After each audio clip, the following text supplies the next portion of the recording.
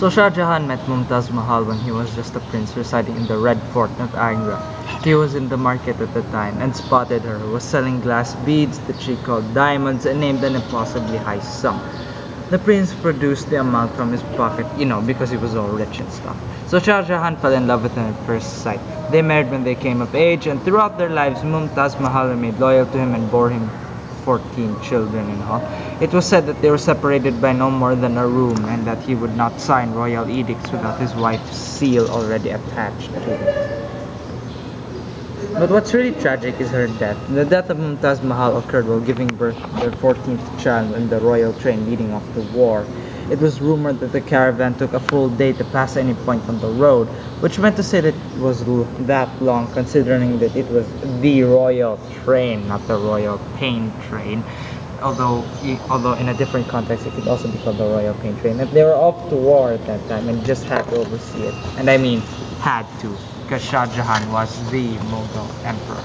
And so for the rest of his time, after Mumtaz Mahal's death in the early days, he was overstricken with grief, or just stricken with grief so much that he immediately went home, and that he decided to pour all of his remaining time on architecture and some stuff. Yeah, when his sons, when one of his sons came to, when one of his sons Aurangzeb came to power, he was he had locked himself in, decided to devote the rest of his time in writing letters and and looking at the ultimate expression of his grief. The year, decades later, or even centuries later, William, William Wordsworth would eventually call it as a teardrop glistening in the cheek of time. Which is not to say that even the British East India Company was so dedicated to profit that they really considered dismantling the Taj Mahal to sell for scrap. Now that's a really terrible proposal, but it didn't happen, which is why you can still see it standing today.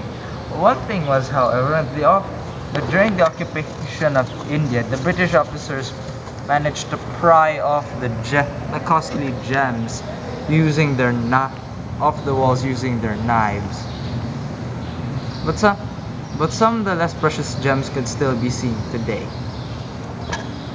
And that ends everything except that the Taj Mahal in Bangladesh does not exactly have that much of precious gems.